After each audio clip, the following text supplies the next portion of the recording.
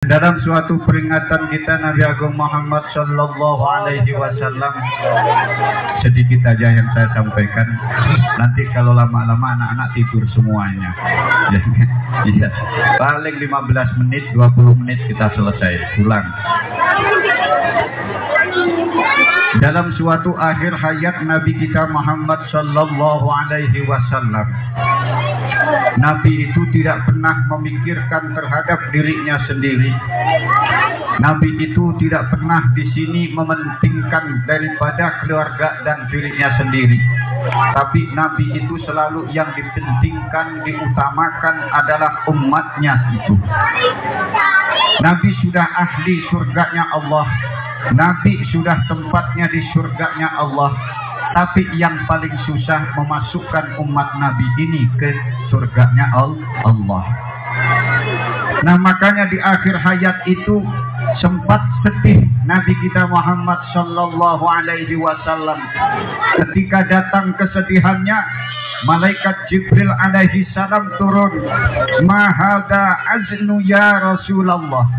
Ada apa wahai Nabi Muhammad Sallallahu Alaihi Wasallam? Engkau susah ya Rasul. Engkau adalah ahli surganya Allah. Engkau ahli syafaatnya bagi umatmu. Kenapa engkau masih susah? Nabi terdiam. Apa yang memikirkan susahmu ya Rasul? Jawab Rasul, ummati, ummati, umatku besok bagaimana? Umatku besok bagaimana? Apa kata malaikat Jibril? Innallaha yu'ti li ummatika bi khamsin wa la yu'ti ila ghairik. Umatmu itu diberikan Muhammad, umatmu itu diberikan kelebihan 5 oleh Allah. Yang 5 itu tidak pernah diberikan kepada umat sebelumnya daripada kamu. Istimewa umat kamu diberikan oleh Allah 5 perkara. Jadi kamu jangan susah. Tanya lagi dia, apa 5 itu? 5 itu apa ya Jibril? Ditanyaan oleh malaikat Jibril alaihi salam. Jibril berkata kepada Nabi kita Muhammad Sallallahu Alaihi Wasallam, singkat saja. Yang pertama, apa kata Jibril? Yang pertama adalah yarfa'ul adabal amwati bidu'ail ahya'i. Umat kamu itu besok walaupun dosa kayak apa, walaupun dia itu masuk ke dalam kuburan disiksa kayak apa, tapi Allah memberikan keistimewaan. Apa? Di sini akan diangkat azabnya di du'ail ahya'i, disebabkan orang-orang yang masih hidup ini tadi. Walaupun orang tua kita mati, keluarga kita mati, tapi yang ditinggalkan masih mau mendoakan. Kata Nabi malaikat Jibril kepada Nabi kita, yarfa'ul adabal amwat bisbabid du'ail ahya, maka akan diampuni dosa kita. Nah, dari hadis yang pertama ini, siapa manusia yang nggak punya dosa? Semua punya dosa. Ada yang nggak punya dosa? Nggak ada ya Bu ya. Orang kita ngumpul kadang-kadang masih buat dosa. Ya enggak? Nyendiri dosa. Sama suami kadang ya ada yang dosa sama suami ada. Nggak berani ngomong tapi gerutu aja. Ya, nggak berani ngomong tapi gerutu aja. Ngomongnya wong lanang ngopo ya ini gak megawe. Aku enak aku nguasi. Dosa. Enggak. Sing lanang juga yang ngono. Ya Allah. Astagfirullahaladzim. Bojo nang omah pengen adem nang omah gawenane cuma balsem. Sumpah juga aku ngerasa. Dosa. Tapi Allah Subhanahu wa ta'ala menjamin kita, walau toh kita mati membawa dosa, tapi keluarga kita tiap malam Jumat, anak-anak yang suruh ngaji ini tiap hari, tiap Jumat masih membacakan Yasin, apa kata malaikat Jibril? Tetap dosanya dihilangkan lantaran doa orang-orang yang masih hidup. Nabi langsung tersenyum, ya Allah, berarti besok umatku yang paling banyak di atas dunia ini akan memenuhi surga Allah? Iya. Kalau umat sebelumnya begitu mati mempunyai dosa, maka tetap disiksa oleh Allah Subhanahu wa ta'ala, dan tidak ada diskon disebabkan doa kita yang masih hidup. Maka kita wajib senang, wajib bangga, walaupun kita umat yang terakhir, tapi kita mempunyai keistimewaan. Siapa di antara orang yang mau mendoakan? Banyak. Yang pertama adalah yaitu waladun sholihah yad'ulah, anak yang solih dan solihah. Anak yang solih dan solihah, kata Nabi kita Muhammad sallallahu alaihi wasallam, satu anak solih dan solihah yasfa'una sab'am alfin, mampu menolong orang tuanya, saudaranya, sampai dengan berapa? 70.000 orang yang masuk neraka mampu diangkat oleh anak satu soleh solihah ke dalam surganya Allah Subhanahu wa ta'ala. Maka kita andaikan punya anak solih-solihah, nggak usah susah. Insya Allah neraka sama surganya kita masih banyak surganya. Tapi ya jangan ngandelin anak ngaji tok terus ibunya males sholat, bapaknya males sholat. Ini yang repot, Pak. Ini kayak gini nanti kita pokoknya jamin timbul orang sekarang sholat ogah-ogahan. Ada anak saya yang hafal Al-Quran, ada anak saya, iya kalau besok inget, kalau nggak inget jadi kita semuanya. Ya enggak? Jadi nggak ada amalan yang istimewa menghantarkan kita ke sana. Sholat 5 waktu kita jaga, lainnya insya Allah kalau sholat kita bagus, yang kita lakukan sholat itu bagus, insya Allah anak-anak kita akan memberikan syafaat dengan bentuk yang namanya doa. Arti syafaat itu pertolongan. Besok kita ditolong, ya Allah, emak saya, ya Allah, ibu saya, bapak saya ke dalam nerakanya, ya Allah, ke dalam nerakamu, ya Allah. Saya bisa ngaji, ya Allah, karena tetesan keringat dia, ya Allah. Karena apa? Satu tetesan min rikil qalbi, satu tetesan daripada rikun kita, satu tetesan daripada keringat kita yang untuk membiayai anak-anak kita, ini adalah sittun minan nar, yang akan mencegah kita masuk nerakanya Allah Subhanahu wa ta'ala. Jadi sampeyan kalau kerja untuk biayain anak sekolah, biayain anak ngaji, nggak usah di sininya, nggak usah nyesel, karena satu tetesan daripada keringatmu, satu tetesan daripada air matamu ketika mencari untuk ke anak kita sekolah, untuk anak kita ngaji, itu merupakan pencegah kita masuk ke dalam nerakanya Allah Subhanahu wa ta'ala. Bangga ketika kita mampu ngasih anak kita dari hasil keringat kita, satu tetesnya ditutup pintu nerakanya oleh Allah Subhanahu wa ta'ala. Maka nggak usah, makanya kalau ada orang kok males kerja, dia ketinggalan keringatnya, padahal untuk bisa menutup nerakanya Allah. Kerja untuk anak kita, untuk sekolah, untuk ngaji, untuk kuliah, ya Allah, istimewa kita, istimewa. Nanti di situ keluarnya di antara dosa-dosa kita bersamaan dengan keringat kita, dan keringat kita akan di sini menjadi yaitu penghalang kita masuk nerakanya Allah Subhanahu wa ta'ala. Yang kedua, sudah jam 9:15 menit. Bu ya, anak-anaknya udah ngantuk aja liatin. Ya. Ngantuk, Bu. Ya. Ya. Jadi enggak kalau nanti anak-anak kita ngantuk. Oh, besok ya anak-anak hari Minggu, besok libur juga sehari, Senin masuk ya. Yang kedua apa yang dikatakan oleh malaikat Jibril? Karena Nabi selalu memikirkan umatnya, Nabi tidak pernah memikirkan dirinya, selalu memikirkan umatnya. Di situ dikatakan oleh malaikat Jibril kepada Nabi kita Muhammad sallallahu alaihi wasallam. Di sini ad-dambu mil'ul ardi wa mil'ul ma'si wa min umwabis sama'i yaghfiruhu.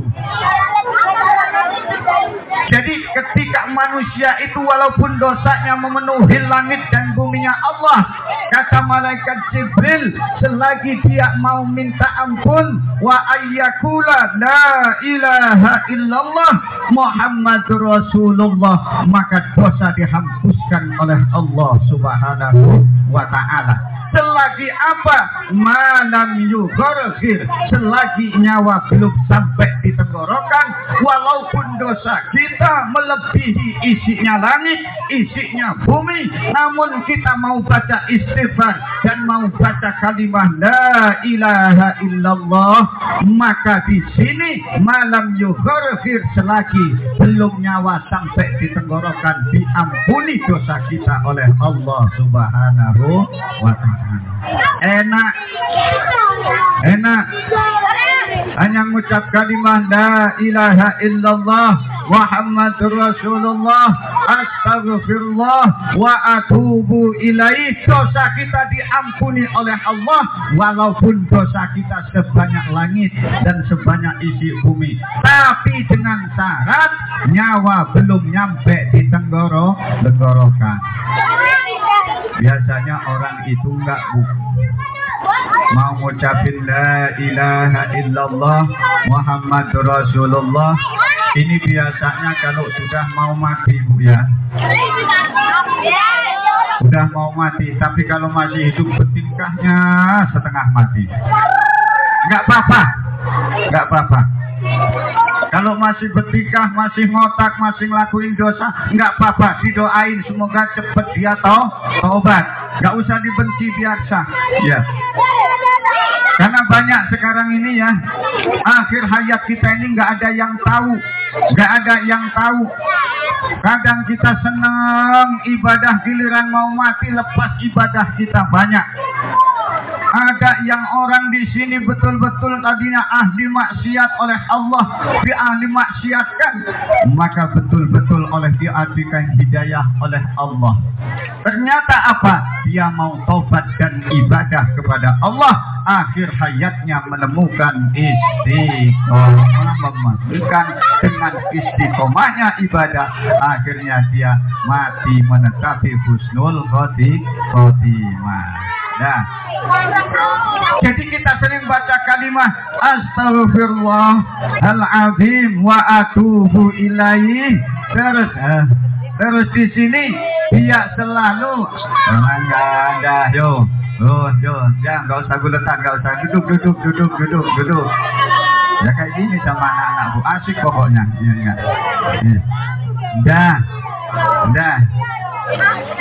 Udah nggak usah gulet-guletan, udah. Ya, kita terusin lagi. Udah, Bu. Asik, Bu. Kadang-kadang sempat botak juga mikirin anak-anak itu, Bu. Iya. Tuh tanya yang sering jamaah di sini, iya. Waduh, saya itu sering jadi satpam anak-anak, Bu. Iya. Kalau saya sholatnya di depan, di belakang buletan. Iya.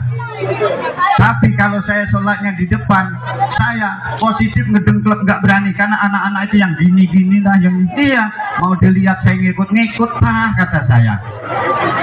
Iya, ada yang nengok-nengok niatin.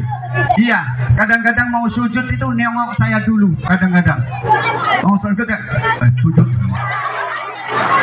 Akhirnya saya kadang-kadang nengok-nengok, ayo gitu kan. Ya enggak tahu, Bu. Ya namanya anak-anak emang udah kayak gitu, udah positif. Ya Allah, benar. Iya. nggak ngomong sombong, nggak ngomong apa. Ya emang itulah. Makanya kalau anak-anak itu dilarang masuk masjid, dilarang masuk ke musola, akhirnya kelabasan sampai tua nggak mau masuk dia itu. Iya kan? Udah biarin walaupun mainan, yang penting dia mau Allahu Akbar, sujud. Padahal diribut belakang nggak sholat, giliran mau salam duduk semua. Illallah. Ya paling disik sampean yang ngono juga. Ya kan? Iya, mau salam gini semua. Assalamualaikum, assalamualaikum. Langsung, kadang-kadang saya masih di sini. Illallah aja belum selesai. Assalamualaikum, dia sudah ngacungin tangan di depan saya, minta salaman. Iya, banyak yang sering jamaah di sini. Ya Allah. Tapi kalau nggak ada, kadang-kadang kangen juga. Ada yang jahil, ada yang ini. Itu kalau sholat. Iya. Nah, makanya ya maklum aja, maklum. Yang ketiga diterusin kita, walaupun nggak sampai 5 jam, setengah 10. Anna yudhannuka min abdika fa inna khairan fa inni khairun. Saya itu tergantung sama Allah memberikan pesan kepada saya, wahai Muhammad, saya ini tinggal disangka oleh umatmu. Kalau umatmu menyangka saya menjadi Tuhan yang bagus, maka saya akan balas kebagusan sama dia. Namun kalau dia di situ menyangkanya saya ini adalah Allah yang maha kejam, maka saya akan mengampuni dosanya. Luar biasa. Maka kita dapat musibah kayak apapun, dapat apapun yang di sini menyakitkan, satu, jangan yadunnu indallahi su'an, jangan sampai suudon sama Allah. Kata malaikat Jibril, besok umat kamu walaupun dapat apa, kalau dia husnuzon, baik sangka sama Allah, maka Allah tetap akan memberikan dia apa yang ia husnuzonkan. Tapi kalau dia menjelekkan saya tetap akan mengampuni dosanya. Subhanallah. Kalau sampean bagaimana, Bu? Kalau ada orang di sini senang sama sampean, tiap hari, tiap saat diajak main, ya enggak? Makan kadang anak aja belum kebagian sudah nyari CS-nya. Ya enggak? Ya enggak? Kalau makan kadang-kadang kita enak, ingat sama CS kita, teman kita, tapi anak kadang enggak ngingetin. Ya enggak? Tapi kalau Rasul itu umatnya besok enggak seperti itu. Diistimewakan, walaupun kau menjelekkan Allah kayak apapun, Allah tetap mengampuni. Namun kalau kamu berbuat baik kepada Allah, Allah akan memberikan nikmat dan jatahmu tetap akan disemiki ke dalam surganya Allah. Makanya jangan ketika dicoba, jangan kita tambah ngomong, ya Allah, Allah ini kok kejam sih. Saya ini sudah sholat, sudah puasa, namun rezeki saya kok tetap sulit aja. Tambah yang nggak pernah sholat, yang nggak puasa, rezekinya banyak aja. Apa saya nggak usah sholat aja ya? Nemen lagi tambahan nanti. Ya memang namanya orang sholat nggak nyari rezeki. Ada orang sholat cari rezeki. Kalau sampean sholat ke masjid dapat 100.000, Tegalasri bangun masjid 5 positif. Ya enggak? Masjidnya dibangun, sana penuh, sana penuh. Itu pulang masih ngomong-ngomongan. Kamu sholat di mana? Di masjid sini. Saya di musola sana. Musola dapat 150.000. Sini cuma 100. Pindah ke sini semua. Sayang tidak, kata Rasul, kata malaikat Jibril, selagi kalian bagus kepada Allah, Allah akan memberikan suatu kenikmatan yang luar biasa dan kalian akan dimasukkan ke dalam surganya Allah Subhanahu wa ta'ala. Punya sangka yang bagus sama Allah. Ini yang paling mahal. Kadang kita ini nyangkanya jelek terus, Bu, ya. Ya. Yang nggak punya rezeki ngomong berhenti aja, Pak. Anaknya nggak usah ngaji, nggak usah sekolah, Pak. Tidak. Jangan, Allah itu sudah menjamin syahallallahu tariqan. Allah itu akan memudahkan ketika kalian itu punya rencana yang baik ke jalan Allah. Kalau rencana kamu mengibadah kepada Allah, menghilangkan kebodohan anak kita, menunjukkan anak kita jadi anak-anak yang solih dan solihah, yakin kata Nabi, maka akan dimudahkan jalan kita untuk mencari rezeki buat anak-anak kita. Bu, jadi kita jangan sampai suudon sama Allah. Jadi kita nggak boleh terus di sini dikit-dikit suudon. Kita wajib husnudon sama Allah. Baik sajalah. Mau kemana Pak? Ya Allah dapat. Di balik ini pasti. Yang diberikan Allah kepada umat Nabi Muhammad Sallallahu Alaihi Wasallam ada hikmahnya semuanya. Ada hikmahnya. Apapun yang diberikan oleh Allah, bentuk cobaan kayak apapun maupun nikmat kayak apapun, selagi kita di sini bisa husnudon, baik sangka kepada Allah, nikmat akan ditambah, jatah kita tetap di dalam surganya Allah. Makanya kalau dapat rezeki sedikit, jangan tambah ngegerutu, ya enggak.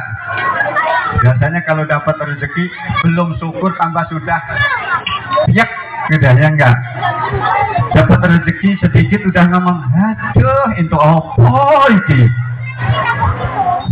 Suudon Allah ya cuma itu aja nanti. Syukurin, alhamdulillah, yakin. Makanya kalau bapak-bapak itu yakin nggak ada yang bisa megang duit. Makanya kalau dapat duit kasih sama ibunya. Kalau bapak-bapak kok udah pegang duit suruh beli, nggak iso Pak, yakin. Ibu-ibu itu ya, megang tak celok nih nanggon bibit sayur itu aja, megang uang 10.000 untuk jagung, untuk micin. Iya. Masih dapat di situ. Ya Allah kata saya, gitu masih nyangonin anak. Bapaknya 30.000, Surya 16 tok sudah. Nggak bisa makan semua kan? Nah, iya. 10.000 ibunya satu rumah makan semua, giliran bapaknya 36.000 makan sendiri kadang-kadang. Iya. Lah makanya Pak kalau dapat langsung dikasih aja supaya nanti bisa makan semuanya itu. Iya. Itu emang udah logat bapak udah. Ya bukan karena saya itu ngerokok, enggak Bu gitu. Iya. Makanya Pak Aryaji itu ngomong, Ustaz kok enggak ngerokok, ngurangi jatah Pak.